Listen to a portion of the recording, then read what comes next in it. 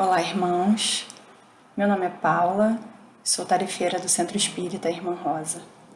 Quem fará a nossa exposição de hoje é a nossa amiga Iris Sinotti, do Centro Espírita Caminho da Redenção, em Salvador. E dando continuidade ao estudo do livro Boa Nova, ela trará para nós a reflexão sobre o capítulo 24, intitulado A Ilusão do Discípulo. Mas antes, nós vamos fazer a leitura de uma página e a nossa prece inicial. A página de hoje é do livro Pão Nosso, psicografia de Chico Xavier, por Emmanuel, o capítulo de número 91, intitulado Isso é Contigo. E Emmanuel destaca o capítulo 27, versículo 4 do Evangelho de Mateus. E disse: Pequei, traindo o sangue inocente. Eles, porém, responderam: Que nos importa? Isto é contigo. E Emmanuel comenta: A palavra da maldade humana é sempre cruel para quantos lhe ouvem as criminosas insinuações. O caso de Judas demonstra irresponsabilidade e a perversidade de quantos cooperam na execução dos grandes delitos. O espírito imprevidente, se considera os alvitres malévolos, em breve tempo se capacita da solidão em que se encontra nos círculos das consequências desastrosas. Quem age corretamente encontrará nos felizes resultados de suas iniciativas aluviões de companheiros que lhe desejam partilhar as vitórias. Entretanto, muito raramente sentirá a presença de alguém que lhe comungue as aflições nos dias de derrota temporária. Semelhante realidade induz a criatura à precaução mais insistente. A experiência amarga de Judas repete-se com a maioria dos homens, todos os dias, embora em outros setores. Há quem ouça delituosas insinuações da malícia ou da indisciplina, no que concerne à tranquilidade interior, às questões de família e ao trabalho comum. Por vezes, o homem respira em paz, desenvolvendo as tarefas que lhe são necessárias. Todavia, é alcançado pelo conselho da inveja ou da desasperação e perturba-se com falsas perspectivas, penetrando inadvertidamente em labirintos escuros e ingratos. Quando reconhece o equívoco do cérebro ou do coração, volta-se ansioso para os conselheiros da véspera. Mas o mundo inferior, refazendo a observação de Judas, exclama em zombaria: Que nos importa? Isso é contigo. Vamos orar. Amado Mestre Jesus, querida Irmã Rosa, queremos agradecer a oportunidade abençoada de mais uma vez podermos nos reunir, embora cada um em seus lares, para estudar o Evangelho de Jesus, para tentar compreender os seus ensinamentos, para clarear nossas mentes, abrir nossos olhos com os esclarecimentos da doutrina espírita. Que no dia de hoje possamos estar dispostos a ter olhos de ver e ouvidos de ouvir. Que as reflexões que a nossa irmã nos trará possam tocar nossos corações e nos estimular à melhora de nós mesmos. Senhor, neste instante que vive nosso planeta, nós rogamos ainda mais o Teu amparo. Pastor de nossas almas, ajuda-nos, Senhor, pois ainda somos muito necessitados do Teu amparo espiritual. Que o Teu amor, Mestre, possa ser o alimento de que todos nós necessitamos para termos força, esperança e coragem de seguirmos adiante. Que a tua luz possa ser o guia seguro dos nossos passos, das nossas decisões. E que a tua paz possa nos acompanhar, hoje e sempre. E que assim possa ser, graças a Deus. Boa noite, amigos.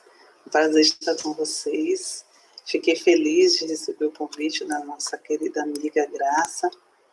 Eu sou Iris, falo de Salvador para vocês.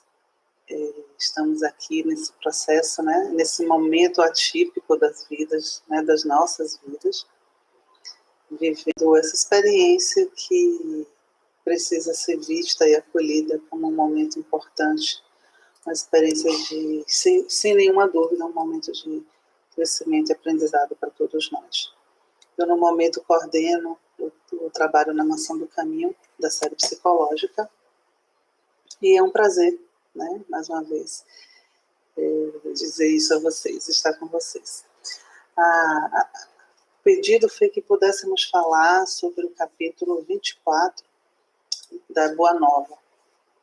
E confesso a vocês que quando eu li a primeira vez, né, eu olhei e disse assim, meu Deus, como é que eu vou falar sobre isso?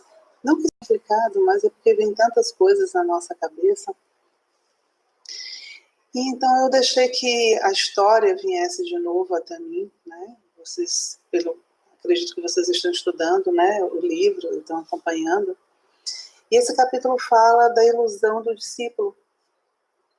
E para mim, de pronto, o que veio foi, né, automaticamente esse colocar-se no lugar desse discípulo iludido, né? Então o capítulo começa trazendo aquela passagem de Jesus muito próximo do momento da paixão, quando Jesus chega em Jerusalém. E ao chegar em Jerusalém, ele é recebido, né? Recebido com palhas, com flores, e o povo aclama. E a gente conhece bem essa passagem, né? Esse momento onde Jesus, né, em cima de um jumentinho, ele entra na cidade, os seus discípulos ali o acompanham. E claro que a minha proposta vai ser que a gente fale sobre isso, trazendo mesmo para as nossas experiências, né, a nossa reflexão. E eu fiquei, então, me transportei àquele momento. Não como alguém que estava ali àquela época, mas como alguém desse momento atual, vendo aquilo, né? Como se pudéssemos estar em duas realidades ao mesmo tempo. E Humberto de Campos, então, desenvolve esse capítulo trazendo um questionamento entre um diálogo entre Tiago e Judas, onde Judas questiona, né, depois dessa passagem, Jesus chega e há toda uma expectativa, principalmente de Judas, né, com relação à vitória cristã, né? E ele então questiona a Tiago, né? Talvez um pensamento dele. Não seria então Jesus demasiadamente simples, né? E muito bom para quebrar o jugo tirânico da época? E é interessante porque Tiago, eles desenvolvem, né? E Humberto de Campos vai desenvolver esse diálogo. E mais uma vez eu trouxe para nós, né? Para o nosso momento. Porque o ponto é esse, né? Assim, o que nós fizemos? Porque ao responder, Tiago faz uma pergunta a Judas: o que você esperava? O que você espera? Que ele seja um guerreiro do mundo? E eu acho que esse é o ponto da gente pensar na nossa reflexão com o discípulo iludido, né? Então não estaríamos em nenhum outro lugar para melhor compreender a proposta do capítulo, senão no lugar de de Judas. Desse lugar de Judas que questiona, desse lugar de Judas que tem uma expectativa imensa, desse lugar de Judas que faz uma interpretação muito pessoal, muito identificada com suas questões, do trabalho, do papel de Jesus naquele momento, nas nossas vidas e no mundo. E se Judas, que estava ali tão próximo e ouvindo o mestre, fez tanta confusão, isso nos faz refletir o tanto de dificuldades e má interpretação, equívocos que nós possamos ter cometido durante todo esse tempo. Não podemos mais deixar de refletir isso, principalmente no momento onde a vida nos convida para reflexões tão profundas que nós não quiséssemos fazê-las, porque nós estamos dentro das nossas casas, vivendo uma condição que na nossa história não se viveu, né? Que é o processo de uma pandemia. Quando a gente fala de pandemia, nós estamos falando daquilo que todos temos, ou todos podemos ter. E é um momento ímpar para a nossa experiência com a humanidade nesse momento. E o ponto base desse processo é realmente nos perguntar o que nós fizemos dos ensinamentos do Cristo. Não somos poucos em todas as denominações cristãs que estamos amedrontados, que estamos assustados, estamos inseguros com relação ao futuro. Nada de estranho, ou se quisermos colocar a condição de certo ou errado. Não é disso. A questão toda é refletirmos sobre o que estávamos então construindo como base da nossa fé, como base das nossas expectativas, como base dessa relação nossa com o Cristo, com os ensinamentos. Porque a impressão que nos passa, muitas vezes, diante da grande pergunta que Judas vai fazer para Tiago, e que, de certa forma, é uma pergunta nossa, por que que Deus está deixando que tudo aconteça? Porque Jesus não manda que os bons espíritos nos livrem dessa situação? É justamente o nosso lugar de negociação com tudo isso. O nosso olhar é muito imaturo com relação a tudo isso, né? A condição que nós nos colocamos de caminhantes nessa história e que, por muitas vezes, trocamos os nossos ensinamentos, trocamos todo esse processo por 30 moedas, assim como Judas fez. E essas 30 moedas podem representar um monte de coisas, não só materiais, né? Mas também emocionais, sentimentais, e que fomos malbaratando esses ensinamentos. Judas vai viver com Cristo durante esse processo do messianato de Jesus. Ele participa até um determinado ponto desse momento crucial da experiência de Jesus. Jesus que se faz homem, como muitos gostam de o chamar. O Filho de Deus, reconhecido por ele próprio, quando dizia eu sou. Esse homem que vai trazer para nós todo um caminhar em direção ao amor maior. Esse homem que vai desenvolver em nós toda uma capacidade de construção de um alto amor, de uma construção coletiva. Esse homem se faz homem. E ele em toda a experiência do humano, em toda a experiência do sagrado, né, nas religiões que nós temos conhecimento, ele é o único que se faz humano, porque nas histórias todas, na mitologia e em outras crenças religiosas, né, que vai percorrer a história da humanidade, era o oposto, né? Os deuses participavam da vida humana, mas não se faziam, não viviam a carne e a experiência humana, inclusive da morte, da dor, do sofrimento, da traição. Jesus está na carne, ele vive a experiência do humano. E esse processo é importante porque Jesus, ele não se denominava Deus, ele não se denominava bom, ele não se denominava perfeito. Jesus, ele caminhava junto com o humano. E é importante que a gente se dê conta porque ele se torna, nesse processo de caminhar, o verdadeiro exemplo do humano. Ele se faz humano e se transforma a cada dia mais em nós, e aí ele ser o nosso mestre e guia. Não pela condição divina, vamos dizer assim, mas pelo exemplo de humano que ele era. E esse é um legado importantíssimo que o Mestre Jesus nos deixa. E aí entra o ponto do equívoco, da ilusão do discípulo que somos nós. Né? Como esses que escolhemos segui-lo, precisamos também nos esvaziar desse ser que nós nos apoderamos. Jesus dizia a todo tempo que precisávamos nos fazer pequenos, precisávamos estar atrás para que em algum momento fôssemos chamados para estar à frente.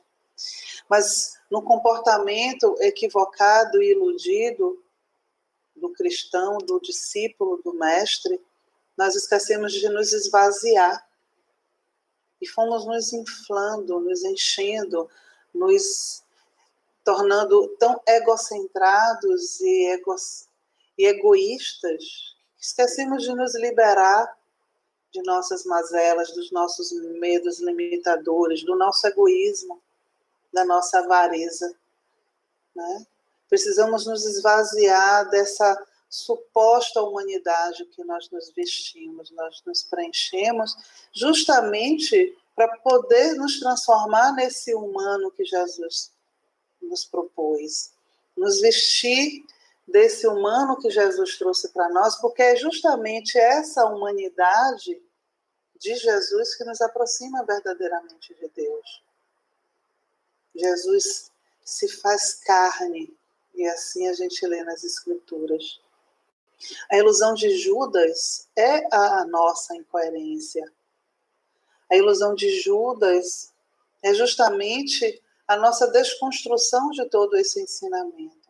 Abandonamos a essência, tudo aquilo que Jesus nos deixa como legado, todo aquele caminho que ele vai fazer até o momento derradeiro da sua crucificação, como um símbolo real para todos nós, que nos dá uma certeza, quando ele próprio dizia: carregue a tua cruz e me siga.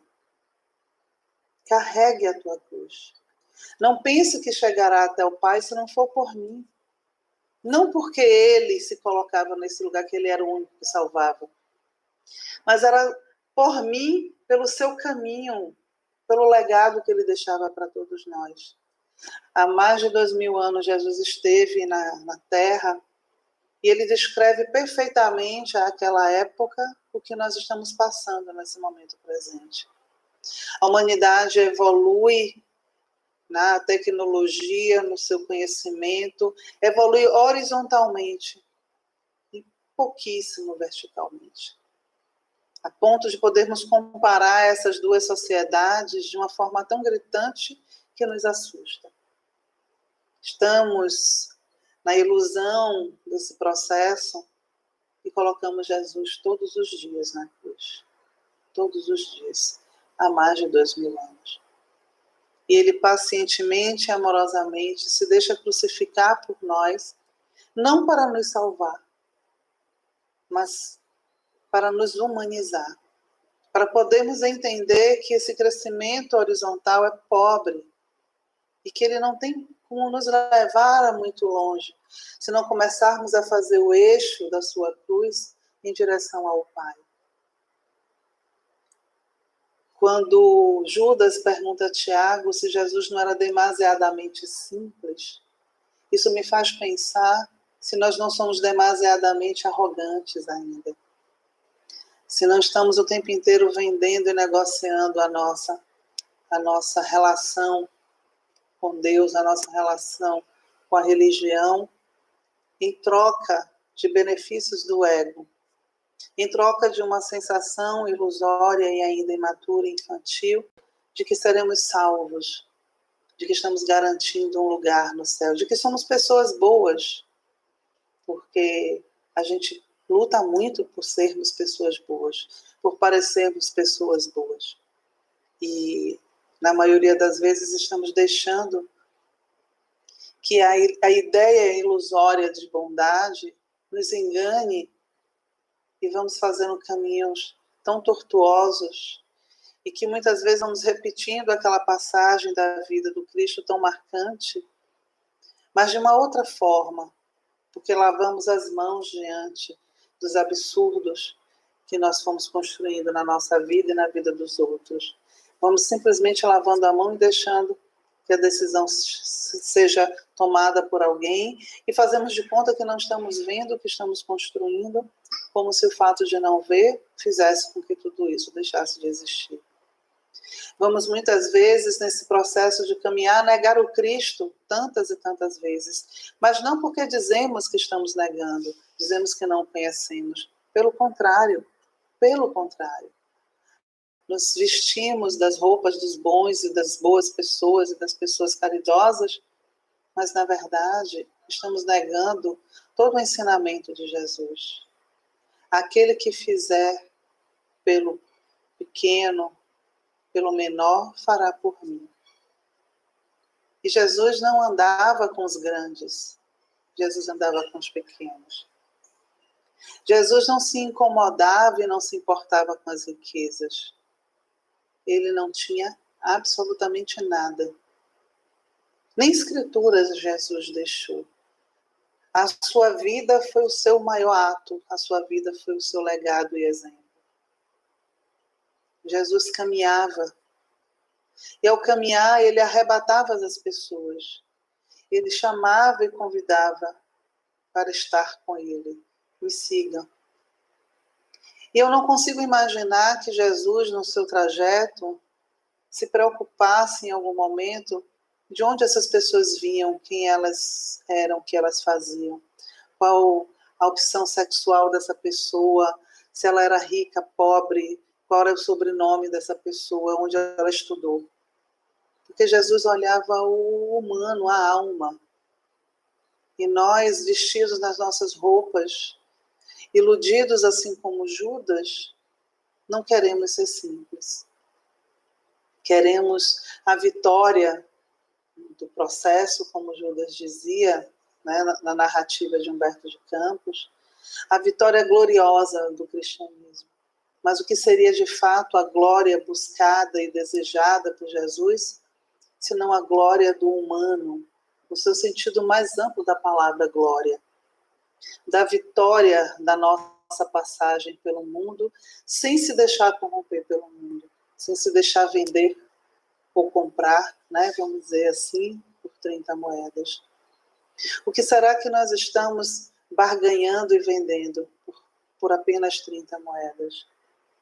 Quais são os beijos de traição que nós estamos espalhando por aí? Quais são as situações da nossa vida que nós simplesmente lavamos as mãos e deixamos passar? Mas quem são aqueles que nós coroamos com a coroa de espinhos?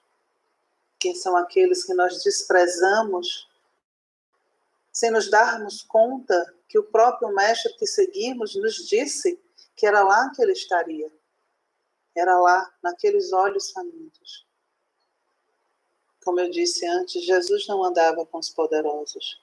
Jesus andava com os simples, com os isolados, com os marginalizados, com aqueles que não tinham nada, com os leprosos, com aqueles que tinham perdido inclusive o nome e o direito à vida. O que é que nós estamos fazendo? Para onde nós nos direcionamos nesse processo? E na busca e na condição de cristãos, nós fomos submetendo Jesus às nossas limitações. A própria história humana mostra isso. Nós abandonamos, nós desprezamos, nós deixamos. Judas buscava a glória, não para eles, e isso era o que fica nas Escrituras, mas a glória e o sucesso do cristianismo. O que nós buscamos, na verdade? O que nós queremos? Quais são as causas que nos mobilizam? Judas se equivocou. E é impressionante como até hoje nós crucificamos Cristo e acusamos Judas de traição. Mas a gente não se pergunta de fato se nós também não estamos repetindo o mesmo processo. O que vem a ser traição, se não deixar de cumprir um princípio ou um acordo? Jesus vai deixar um legado para nós de pura compaixão. Nós somos essas pessoas, nós temos compaixão pelos outros, nós temos um olhar sensível, nós temos um olhar sem julgamento para o outro. Tem imagens que para mim são tão fortes no Evangelho de Jesus e eu não consigo me isolar quando vejo isso, porque eu sempre trago para o momento da nossa vida. É atemporal tudo que Jesus nos deixou. E falar de forma simbólica, o entendimento ainda fica muito mais emocional para nós. Então, o maior legado desse homem, e por isso ele foi crucificado, é porque ele amava. Ele contrariava aquela sociedade da época, não tão diferente da nossa. E ele contrariou porque ele acolheu, ele amou, ele teve compaixão, ele foi tolerante, mas ele colocava cada coisa em seu lugar. E ele deixava muito claro que dai a César o que é de César e a Deus o que é de Deus. E nós estamos misturando tudo. Nós colocamos o que é de Deus, dizemos que é de Deus, mas que na verdade é de César. Nós adoramos deuses que nós construímos. E a nossa relação com Deus se perdeu em algum lugar e a gente precisa urgentemente resgatar isso. Porque a ilusão do discípulo é nossa ilusão. A ilusão do discípulo é toda a incoerência que nós transformamos aquilo que Jesus nos deixou pronto. A ilusão do discípulo é toda vez que eu não consigo ser aquele que não é o violento. É toda vez que eu não consigo ser aquele que tem compaixão. É toda vez que eu não consigo ser aquele que, em vez de odiar o pecado, odeia o pecador. O ensinamento que foi deixado para nós nos traria a condição ímpar de acolher aquele que está em erro e não gostar da atitude.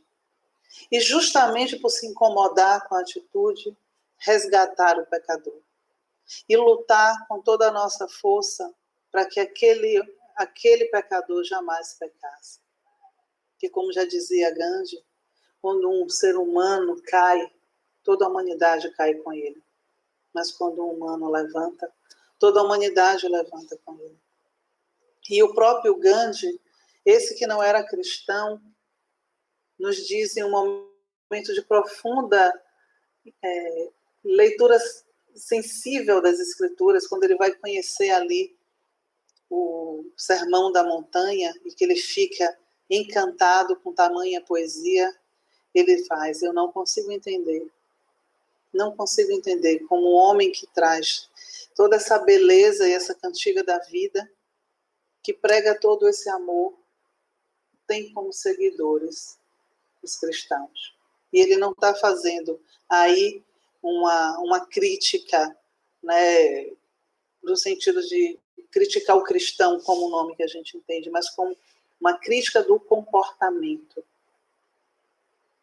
Porque a ilusão do discípulo é justamente quando a gente distorceu tudo isso. É quando a gente caminha numa direção contrária a tudo aquilo que o Mestre nos ensinou. É quando a gente esquece de carregar a nossa cruz e de fazer o caminho inteiro e se deixar crucificar, mas não no sentido de sofrimento para nos vitimizar, mas é nos deixar crucificar para reconhecermos os nossos erros, não como o Cristo no sentido da purificação dele, mas no sentido do reconhecimento do ladrão que estava ao lado de Jesus. E que Jesus olha para ele e garante a ele: estarás comigo. E nós ali crucificados, com o nosso lado sombrio exposto diante de nós, reconhecermos humildemente: Senhor, eu não sei o que faço ainda. Senhor, eu não sabia o que estava fazendo. E reconhecer e acolher isso, para que possamos passar pelo sábado, que foi o dia após, né? Passar pelo sábado do silêncio, do guardar-se em si, desse momento que estamos vivendo agora, onde precisamos encontrar em nós um lugar e um solo fértil para o verdadeiro cristão surgir. Que possamos refletir nessa passagem tão singela que Humberto nos apresenta, mas que abre margens para tantas reflexões profundas. Nesses pensamentos que o momento nos proporciona, onde precisamos deixar que todas as nossas mazelas fiquem para serem transformadas em atitudes verdadeiramente cristãs, onde o amor possa brotar em mim, a compaixão brote em mim, a capacidade de compreender e tolerar o outro sem julgar, que eu possa realmente assumir o lugar do verdadeiro cristão, que não mais aponta o erro do outro, mas que reconhece que ele tem que ser aquele que vai interromper o ato de violência, que vai ser aquele que não pode concordar jamais com nenhum desrespeito ao seu irmão. Que nós possamos, de fato, né, diante de toda essa possibilidade de crescimento e ensinamento que o momento nos traz, assumir de verdade que nós temos uma causa, a causa cristã, que pode e deve ser a luz que nos guiará. E sem medo, porque estaremos imbuídos de uma fé inabalável, seguir adiante, sendo homens e mulheres fortalecidos na fé, fortalecidos em Cristo, transformados e principalmente armados, entre aspas, é claro, com o amor, onde não mais permitiremos que ninguém use os ensinamentos do Cristo para fazer o mal, para direcionar ao mal, porque nós somos os trabalhadores da última hora, mas também fomos aqueles que desviamos do caminho e agora precisamos voltar para refazer e construir novas estradas, porque um mundo novo surge diante de nós, possibilidades novas surgem diante de nós, e com certeza o governador dessa orbe nos espera do outro lado, de braços abertos, e que poderá olhar para nós e dizer: encontrei a minha ovelha que estava perdida. Muita paz para todos nós, muita saúde para todos nós, e que nesse momento a coragem, a fé e a certeza da presença do Mestre Jesus em nossas vidas seja mais do que nunca fortalecida. Logo após, vocês terão ainda, né, a prece final, né, para fechar esse trabalho e esse encontro. Até o nosso próximo encontro. Fique com Deus. Muito obrigada. Bondoso Pai, bondoso Mestre Jesus, bendito sejais vós. Benditas sejam também Irmã Rosa e Irmã Anália Franco, e todos os benfeitores ligados ao Centro Espírita Irmã Rosa e a esses encontros virtuais. Agradecemos a mais uma oportunidade de estudo em torno dos ensinamentos de Jesus, e que a luz do Mestre envolva todos nós, trazendo coragem, paciência e resignação. Nesta prece, que finaliza nosso encontro, façamos um exercício, pelo pensamento, do que desejamos, mas não só para cada um, seguindo a máxima, fazer ao outro o que gostaríamos que nos fosse feito, rogamos pela nossa saúde, mas também pela saúde de todos os nossos irmãos. Rogamos pela paz em nós, mas também pela paz em todos os nossos irmãos. Paz aos povos, paz ao nosso planeta. Rogamos pela melhoria de nossos pensamentos, mas também pelos bons pensamentos aos nossos irmãos em humanidade. Muita luz e muito amparo aos irmãos em aflição, encarnados e desencarnados. Aos aflitos desencarnados, nossas preces sinceras levam alívio. Que essa luz do Mestre Jesus siga beneficiando os enfermos, os trabalhadores, os lares.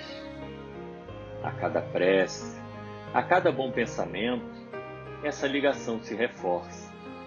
Que a água, diante da prece e da presença dos benfeitores, possa receber e guardar as boas energias renovadoras para todos nós. Pai, que esses momentos nos fortaleçam em fé e caridade, a caridade do auxílio material, a caridade do bom pensamento, a caridade da oração ao próximo. Assim seja, graças a Deus. Muita luz, muita paz.